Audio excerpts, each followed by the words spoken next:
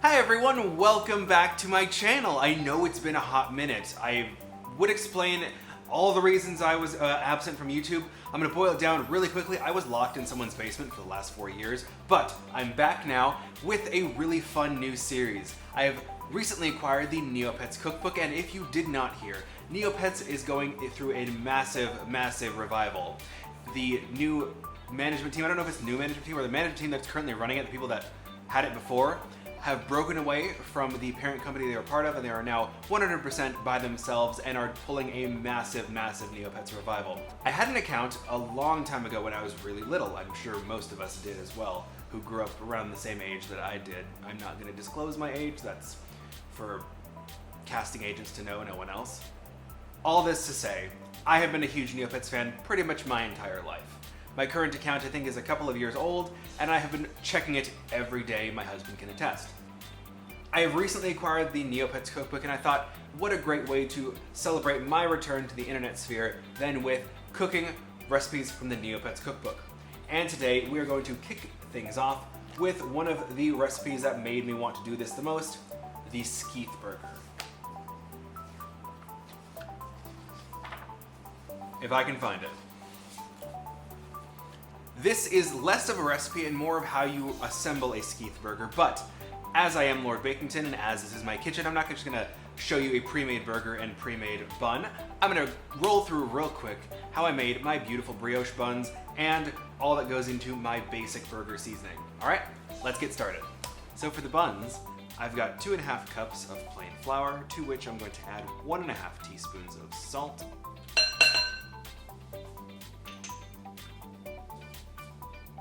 and 1/4 cup of sugar minus 1 teaspoon. And I'll talk about what we're doing with that other teaspoon in a moment. Now we're gonna mix all this up.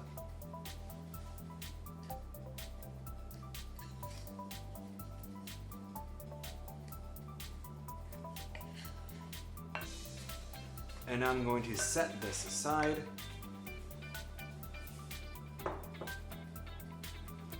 While we work on our yeast.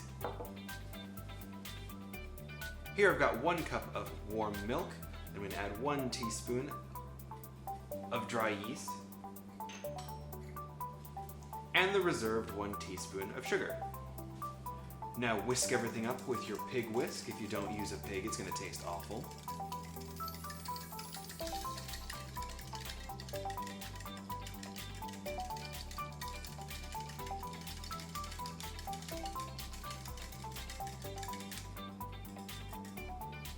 Now we're going to leave this for 10 minutes. I'm now adding in my frothy yeast milk sugar mix. I'm going to boss in an egg.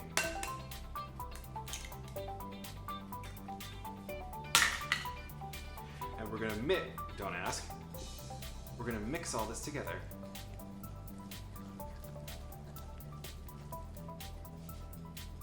Eventually, you're going to have to switch to your hands. It becomes a soft dough.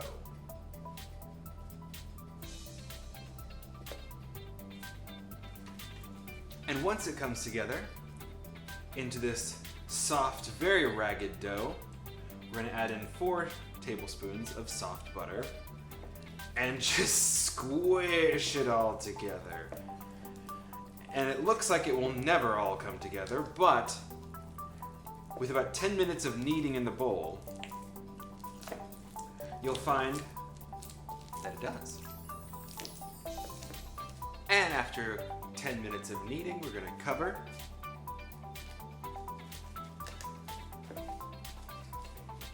And leave it somewhere to rise for at least an hour. Sprinkle some flour on a surface, then turn your dough out. Nice and soft, and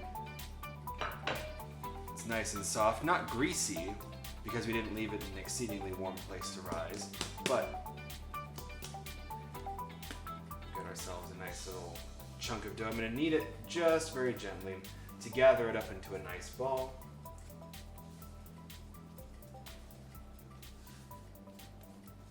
Then once you've got a nice ball of dough, we're going to chop it into pieces. I'm going to chop this into 6, probably, rough pieces of dough, and I'll even them up as I go. And this one's a little small, so I'll add a piece of dough to it. There. I've now got 6 roughly even pieces of dough. I'm going to form them into a ball real quick by tucking the ends into the center. Once you do, cover it with your hand, kind of just roll it around like so, and you got yourself a little ball of dough. Once rolled, I'm going to place them on a baking sheet lined with parchment paper. I'm going to leave them for 20 minutes so they can rise. Once risen, they should be nice and soft. Just give them a little gentle push down with your hand. Flatten them out a little bit. And then, you're going to brush the tops with a bit of cream or milk or beaten egg, whatever you have on hand. Don't just rush out and buy it if you don't need to. Now that they're glazed, we're going to put these in a 400-degree oven for 20 to 25 minutes or until they're nice and golden brown. And now they're baked. And very soft. Here I've got myself some meat. This is turkey meat. And we're going to start by adding some breadcrumbs. Now you might notice I'm not mentioning any specific measurements for this because I believe burgers are sort of like fingerprints in that everyone's is different. A lot of people have their own desires for what... Oven's ready! A lot of people like different things when it comes to burgers, so I'm just going to give you a general overview of the ingredients I am putting in, less so much about the quantities, as this is an entirely up to you thing. You might use a lot of breadcrumbs, you might omit breadcrumbs altogether. You might add an egg, I forgot to grab the egg, so I'm going to go grab the egg. You might not add an egg at all, in which case this revelation will be completely lost on you. Got the egg? I even had the little container for it.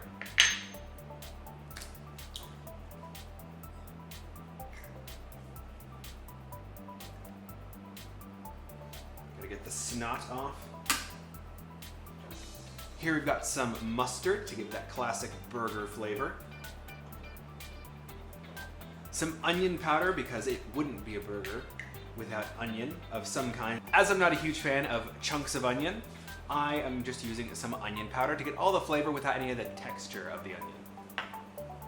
Next up is a rather unorthodox ingredient, but I find this makes my burgers taste very much like a restaurant burger.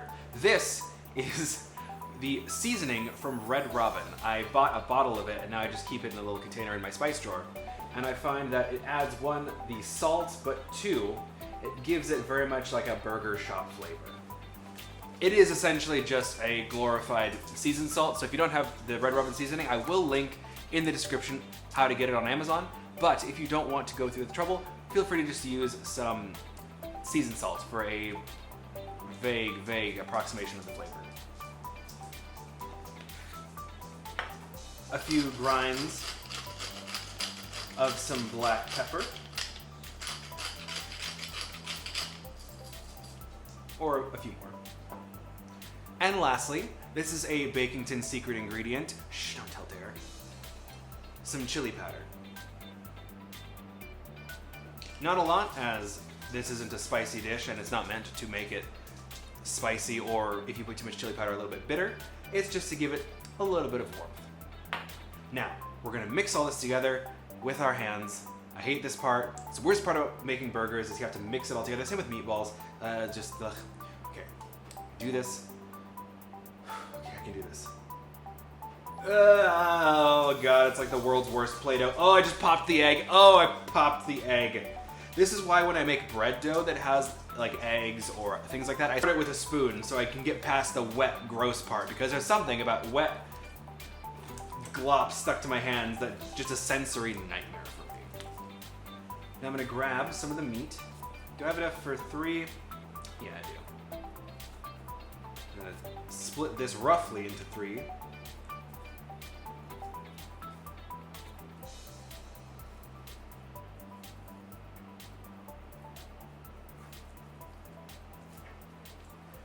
Roll it into a little ball, making it roughly circular. Then I'm going to press it out. Don't be afraid to make these a little bit bigger than you want, as they will shrink a little bit. on the pan or grill or whatever you're gonna cook them in. Oven, if you will. I wouldn't recommend it, but you could. Got little pucks of meatloaf. Side note, this is just a random curiosity question. Does anyone have any fond memories of eating meatloaf? Because I don't like meatloaf, mostly because I don't like meat. Like this is a big deal. The fact that I'm cooking actual meat that I'm going to eat. I prefer my meat deep fried and shaped like dinosaurs. But this is a big deal. But like, does anyone actually like meatloaf? I don't believe anyone does. Like,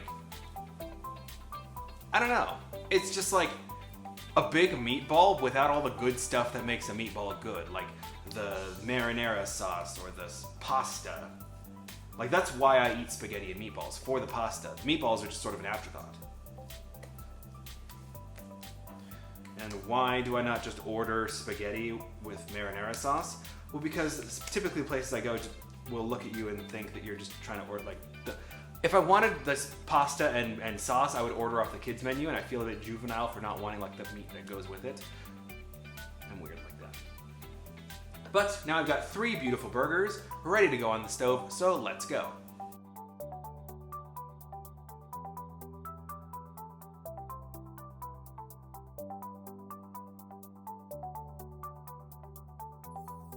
Alright everyone, we got everything almost ready to go. Our burger bun is currently grilling away so it can get nice and toasty per the recommendation of the recipe. But while that's going, let's go over the rest of the ingredients. We've got ourselves some tomatoes, some lettuce, some cheese, the chips for the Skeith spikes, and of course some mayonnaise, because it's not a British person recipe without mayonnaise. I don't like mayonnaise, so this is going to be interesting. Got myself some nice toasty buns, so let's get underway. First, it says spread a little mayo over the base of each bun and add a lettuce leaf to each. So, I'm gonna spread on some mayonnaise. Oh God. Do you like mayonnaise? I personally, if you couldn't tell, can't stand it. I think it's disgusting. I think it smells disgusting. I don't like its constituent ingredients. I just... Like, no judgment if you like mayonnaise, but I'm also going to judge you extremely harsh. Doesn't that look appetizing? Now I'm going to take a piece of lettuce. Now I'm going to add a lettuce leaf to the base. Just the one, it says. Add a couple of tomato slices. Thankfully I've got a couple here. Then place the hamburger patty with cheese on top of each one. Add ketchup and relish if desired. I will add ketchup, but not right now. Got our nicely grilled burgers and a piece of good old American cheese, because that is what appears in the picture. And the recipe calls for 4 slices of cheese, but that is some deceptively plasticky looking cheese in the picture. Place the burger with the cheese. And now we'll place the top bun on. And now it's time for the actual Skeithing of this burger. We got some tortilla chips. It says snap the pointy corners off a few tortilla chips. You will need about 8 per burger.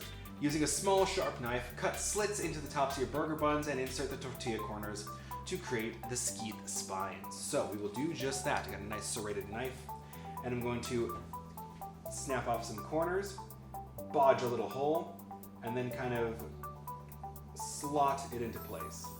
There we go. Oh, that looks so cute! Oh my gosh, this is gonna be so much fun. Alright. Another one.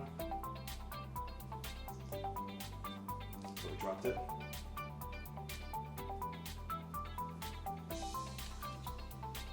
Just kind of rooting through my chips to find some viable candidates while trying not to break too many of them as well, because I'm trying to break them down into nice little points, but I kept just snapping them entirely into pieces.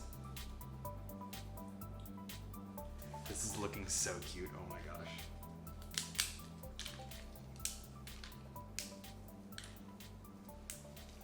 I'm kind of sad that this wasn't around when I was young and starting to learn and like get into cooking.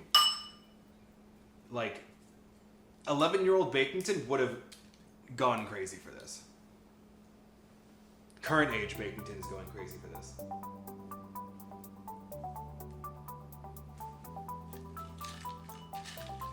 I'm gonna do a couple more. I'm getting good at it, snapping these.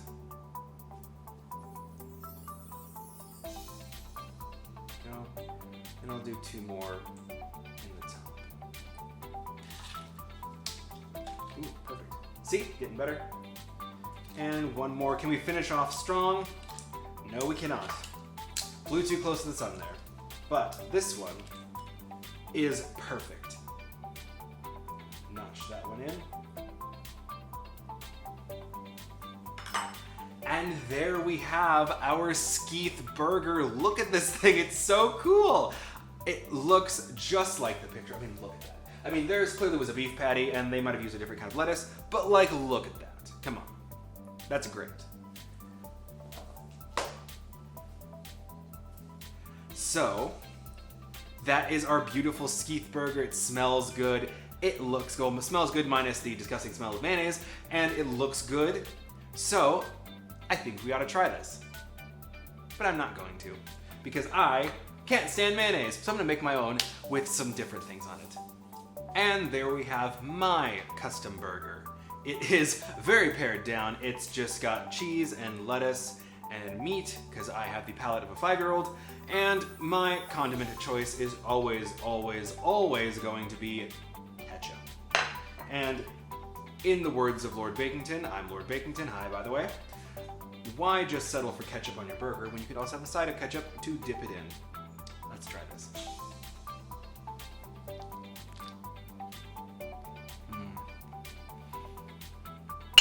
That is amazing.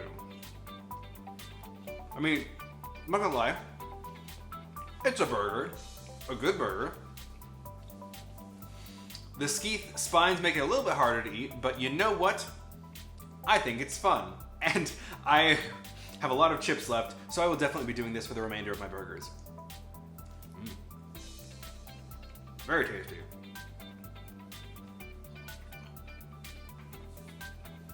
Well, that's about all I have time for today. Thank you so much for watching if you're watching. If you did enjoy this video, like, comment, and subscribe because we have a whole series of these Neopets recipes coming out soon. If you want the Neopets Cookbook or the burger seasoning or anything else you see in this video, I will post a link down below where you can find all those items. Alright everyone, I'm going to close this video out with a quick question for you. If you play Neopets, what is your favorite Neopet? For me, mine is without a doubt the Poodle. Alright you guys, I'll see you later. Peace.